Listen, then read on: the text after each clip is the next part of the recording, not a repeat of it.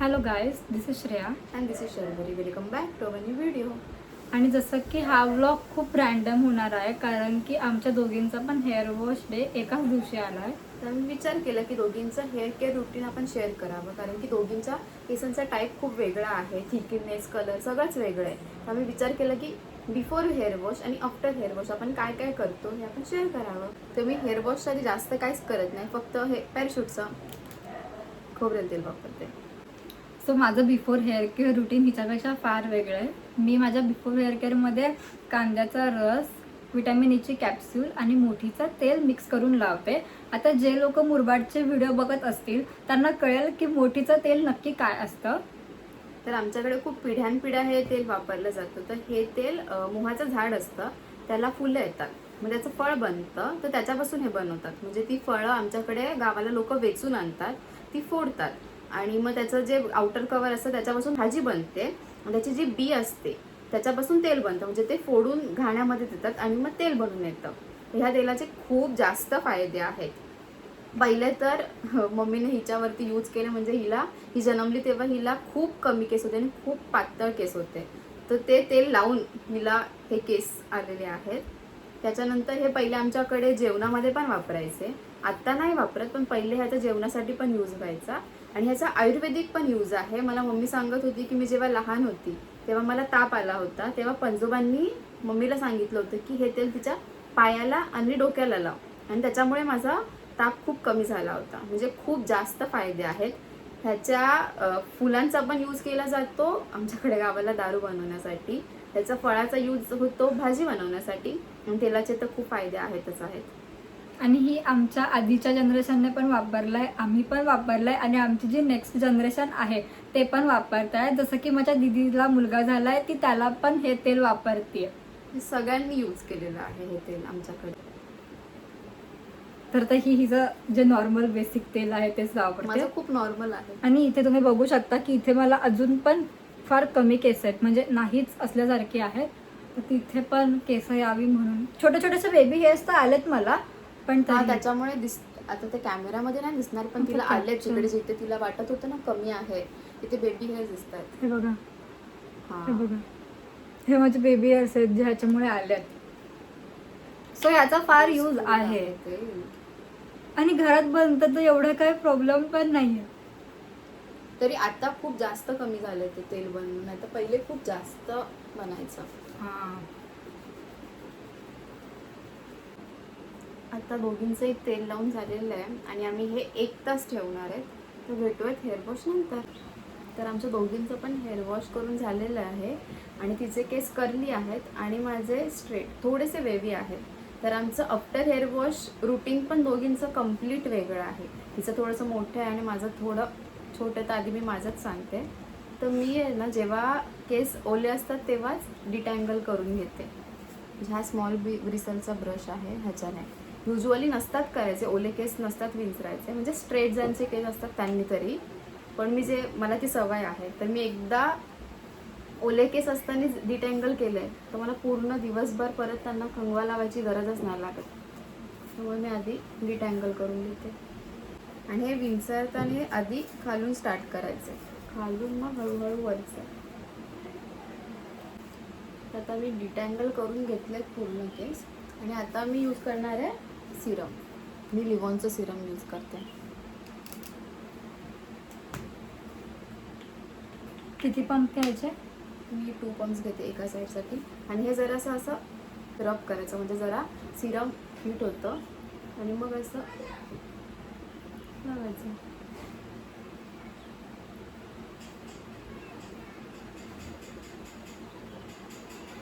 अच्छा, दोन्ही साईडला नाही, ह्या सेक्शनसाठी अलग, परत 2 पंप.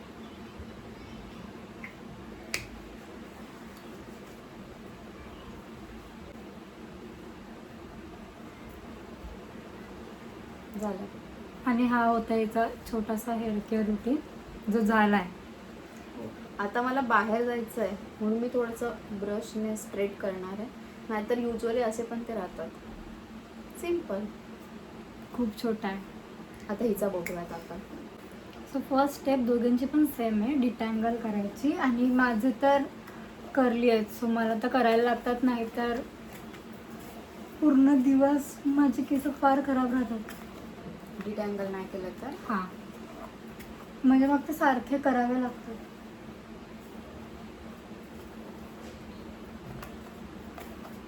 तर मी आता माझे केस डिटँगल केलेत आणि तुम्ही बघू शकता की हे खाली थोडे थोडे रोल झालेत ऑलरेडी. आणि आता मी वापरणार आहे मेंटेनचे हे 2 प्रोडक्ट, जे की आहेत व्हॉल्यूम जेल आणि कर्ल क्रीम. कसं वापरायचं? पहिले व्हॉल्यूम जेल लावायचं. हे दिसतंय का? हे एवढं मी घेतलं आहे आणि आता ते मी रब करेन नॉर्मल, जसं आपण सिरम यूज करतो तसंच हे लावून घ्यायचं. आणि खूप जास्त पण नाही लावायचं, नाहीतर हेअर स्टिकी होऊन जातात. नेक्स्ट टाइम ना मी शॉर्ट व्हिडिओ बनवेल यूट्यूब शॉर्टसाठी की हिचे कर्लवाली क्रीम मी माझ्या ह्याच्यावर लावून बघेल. चालेल. कसं वाटतं ते बघूया, कर्ल होतात की काय होतं. हे बघा, हे बघा, हे बघा, हे बघा, हे आधीच रोल झालेत. आता मी वापरेल ही जी कर्ल क्रीम आहे ना, ही, ह्याच्याने हेअर कर्ल होतात.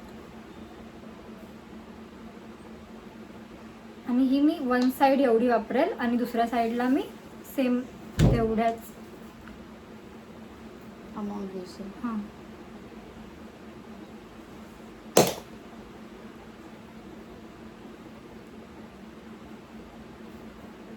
ही खूप मेहनत आहे.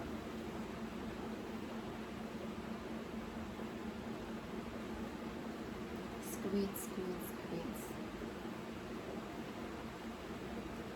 आणि हे स्क्वीज करून झाल्यानंतर जोपर्यंत हेअर प्रॉपर असे सुकत नाहीत ना, तोपर्यंत हात नाही लावायचा. अच्छा, म्हणजे त्यांना त्यांचं हां. सुकून द्यायचं. ते वाटतायत पण तू स्क्वीज केलंय तर दिसत आहेत ते कर्ल झाल्यासारखे ऑलरेडी.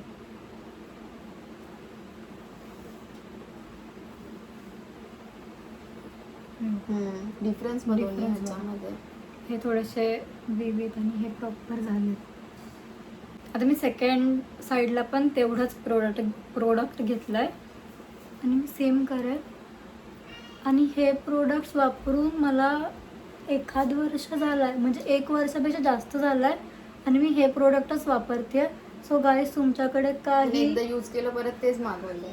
काहीतरी वेगळी खूप जास्त कर्ल क्रीम आहे, तर तू नेक्स्ट वेगळी काहीतरी ट्राय केली पाहिजेस. तुम्ही सजेस्ट करा की मी वेगळी कुठली ट्राय करू, मग मी ती ऑर्डर करेल आणि मग मी त्याचा पण रिव्ह्यू देईल की चांगलं आहे की नाही आहे.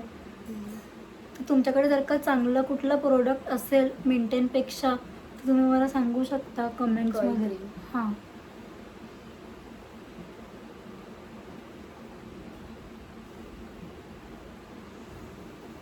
मला ही साईड कधीच नाही जमत.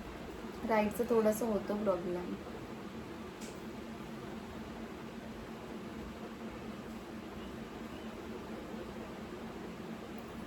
खूप मेहनत आहे.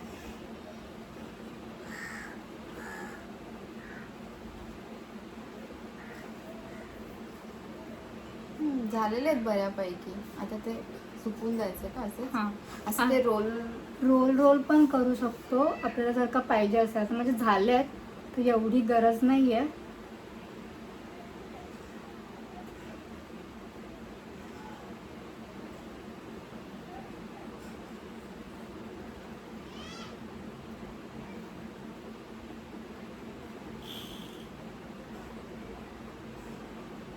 ठीक आहे. म्हणजे आता हे असंच करून सुकायचं आहे ना. तर मला असं वाटतं की मी पण थोडंसं सेट करते आणि तिचे पण थोडेसे ड्राय होतील नॅचरली. त्याच्यानंतर आपण भेटूयात. तिचं असं कर्ली हेअरचं खूप मोठा रुटीन आहे. तर असं स्ट्रेट हेअरसाठी पण काही क्रीम असेल तुमच्याकडे, काही सजेशन असेल किंवा माझ्या रुटीनमध्ये अजून काही चेंज करावा असं तुमच्याकडे सजेशन असतील तर प्लीज मला पण सांगा. मी पण ते करेन. माझं तर झालं आहे. आता हे नॅचरली ड्राय व्हायचे आहेत ना, आणि मी पण थोडेसे सेट करते. मग भेटूयात, म्हणजे सेट झाल्यावरती भेटूयात. तर आता दोघींचे पण केस सेट करून झालेत. माझे तर कम्प्लीट ड्राय झालेत. माझे पूर्ण ड्राय नाही झालेत, म्हणून ते परफेक्ट डिफाईन नाही आहेत. पण जेव्हा हे परफेक्ट ड्राय होतात ना तेव्हा हे छान दिसतात. आता मला बाहेर जायचं आहे तर मग मी एवढं दाखवत नाही आहे. माझे झाले सेट. माझे नाही झाले पण हे ठीकठाक बऱ्यापैकी बऱ्यापैकी झाले. डिफरन्स कळून येतोय. फक्त पण हे अजून थोडे सुकल्यावरती हा. अजून छान दिसतात. पण जे काही सुकायचं मला वाट नाही बघता येणार कारण की बाहेर जायचं आहे आणि ह्याच्यातच जर का थांबले तर मग घरीच थांबावं घरात लागेल. घरात थांबायला लागेल मला. तर तुम्हाला कसं वाटलं आमचं हेअर केअर रुटीन हे आम्हाला नक्की सांगा. आणि असंच अजून काही वेगळं तुम्हाला बघायचं असेल तर ते पण कमेंट करून सांगा. आणि लाईक करा, शेअर करा आणि सबस्क्राईब करायला विसरू नका. हे बोट खाती का? हे कर, हे कर, हे कर, लाईक अँड सबस्क्राईब.